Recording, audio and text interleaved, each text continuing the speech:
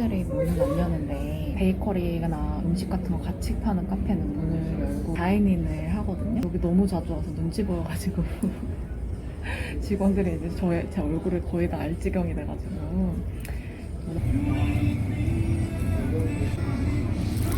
쓸까? 그 썰어져 잡.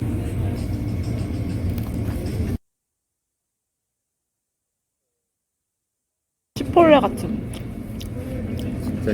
논문을 쓰고 있는 건데 졸업 논문도 쓰고 있고 또 다른 교수님이랑 작업한 논문도 작업 중에 있어요. 제출은 이미 했고 수정해서 다시 제출하라는 답이 왔어요. 답변서를 좀 작성해가지고 보내야 되는 상황인데 고치라고 하는 게 많아요. 결과를 다시 이제 분석해가지고 넘겨야 되는 상황입니다. 보기에는 완전 무슨 연구하는 연구자 같은데 사실 하는 일은 굉장히 노가다에 가까운 일도 많아요. 제가 저번 영상 생각보다 제가 해야 되는 일이 하이어 레벨의 일이 아니다. 로우 레벨의 일이 많다. 지금 딱 하는 일이 그겁니다.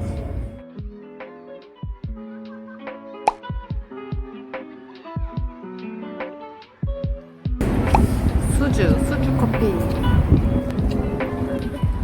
원래는 은행이었나봐요. ATM 한 적이 있어.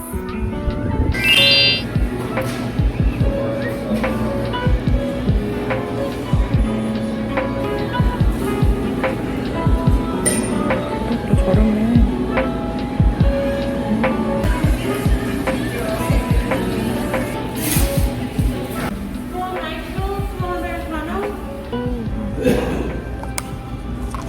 이런 일상 오랜만입니다.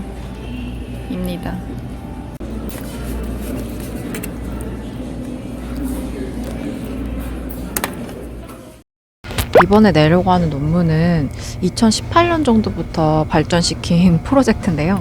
그때 너무 일이 안 풀리고 해가지고 뭐라도 해보자 싶어서 예전에 모았던 데이터셋을 좀 분석을 하다가 같은 측정치여도 새롭게 변수화를 시킬 수 있잖아요. 예를 들면 뭐 지능 검사다 이러면 기억력으로도 나눌 수 있고 이해력으로도 나눌 수 있고 뭐 논리력으로 나눌 수 있고 이렇잖아요. 그런 것 중에 새롭게 논문으로 다듬어서 낼 만한 그런 내용이 데이터 안에 있더라고요. 작업을 해가지고 작년 11월 이때 이제 1차로 저널 논문으로 이제 제출을 했는데 발달 심리학 저널 중에 괜찮다는 거의 기준은 사람마다 다르겠지만 뭐 그냥 제 기준에 만족할 만하고 블라인드 리뷰하고 그런 저널로 선택해서 신청을 했는데 이제 수정해가지고 제출하라고 와가지고 작업해서 보내면 되는 상황이에요.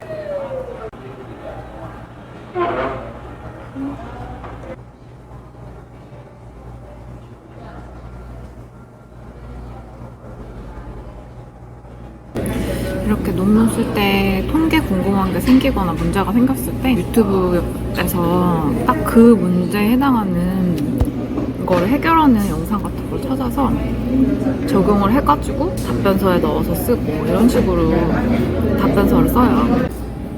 SPSS라는 통계 프로그램 설명해 주는 건데 요즘에는 사람들이 통계를 돌릴 때 R이나 파이썬도 많이 쓰는데 SPSS에 돌릴 수 없는 통계 파이썬 같은 걸로 돌리는데 그냥 기초 통계는 보통 SPSS 프로그램을 많이 이용을 해서 분석을 해요. 그건 진짜 단순한 기초 통계인데 데이터가 어떻게 분포되어 있는지에 대한 문제를 리뷰어가 질문해서 그걸 답변해야 되는 상황이어서 너희 데이터에서도 데이터를 가져와서 마치 엑셀이나 마이크로소프트 워드 같이 데이터를 넣으면 내가 분석하고 싶은 변을 이렇게 끌어다 놓으면 되는 그런 편리한 프로그램이에요. 그래서 코딩이나 프로그래밍을 잘 못해도 쉽게 쓸 수 있는 프로그램이 SPSS여서 결국 연구할 때는 그냥 제일 많이 쓰게 되는 것도 맞아요. 돈 주고 사야 되는 프로그램이라서 되게 비싸요. 이렇게 캡처해가지고 가지고 와서 이게 답변서 파일인데 답변서에 첨부해서 쓰는 거죠.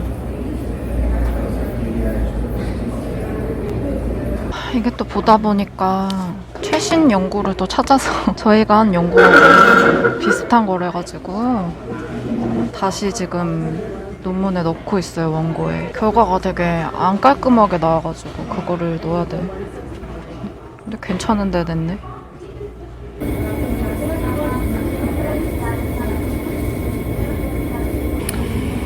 공짜 통계 돌려주는 프로그램 많이 써요. JASP랑 요거. 자모 좋은 점은 공짜고 돌아가는 방식은 SPSS랑 똑같이 이렇게 그냥 데이터 띄워놓고 내가 돌리고 싶은 변수들을 이렇게 가져다 놓는 식이 똑같은데 메모리를 덜 먹어서 좀 더 가볍게 빨리빨리 되고 자모비는 좋은 점이 데이터 직접 편집도 가능하고 뭐 모더레이션이나 미디에이션 같은 것도 옛날에는 에이모스 같은 프로그램으로 돌렸는데 요즘에는 공짜로 그냥 간편하게 나오니까 편해가지고 항상 이것도 자주 쓰게 돼요. 또 좋은 점이 엠모비랑 제스프 둘 다 베이시안 통계도 해줘요. 그래서 전통적인 통계랑 베이시안 이렇게 나눠서 혹시 베이시안 통계 돌리고 싶은 경우에도 MS 워드나 파워포인트가 직관적이고 쉬운 방법으로 가볍게 돌려볼 수 있으니까 이게 진짜로 해보진 않는데 머신러닝이랑 SEM까지 해준다는데 유용한 프로그램인 것 같아요.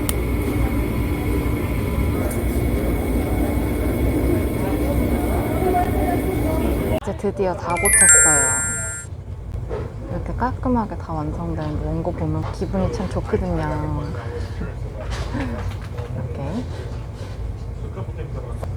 이렇게 답변서도 완성했어요. 논문 원고 같은 경우에는 이 심리학 분야는 APA라고 협회 같은 데서 권장하는 포맷 스타일이 있어요. 그 문서를 뭐 줄 간격은 어떻게 하고 폰트는 뭐 하고 뭐 인용은 어떤 형식으로 해야 되고 APA 스타일 인용이 있는데 저자의 그 라스트 네임 성이 먼저 들어가고 연도 들어가고 또 이제 논문 이름 구글 스칼라에서 검색을 하면 돼요. 그래서 이 논문 인용을 하고 싶으면 요 따옴표 이거 누르면은 다양한 인용 스타일에 따라서 인용을 할 수가 있고 클릭 하나만 해도 바로 이렇게 복사를 해갖고 쓸 수가 있는.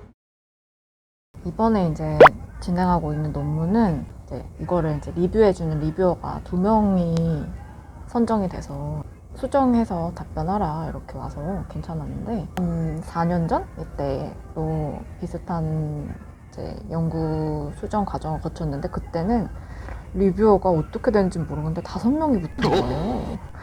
그리고 막 수정도 뭐 엄청 많이 하라고 와가지고 진짜 3달을 꼬박 진짜 수정만 했는데도 시간이 모자라서 막 연장해서 해야 될 만큼 좀 고생을 했었어요. 그때는 이 리뷰하는 과정도 좀 운인 것 같은 게 어쩔 때는 리뷰어가 2명이고 어쩔 땐 5명이잖아요. 그러면 아무래도 솔직히 2명일 때 이렇게 지적하는 그런 디테일이나 이런 것도 좀 적을 거 아니에요.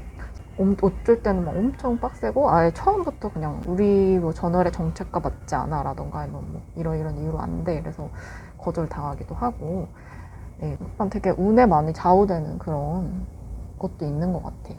이렇게 제출 시스템 사이트를 가가지고 로그인을 해가지고 제출하는 식이고요.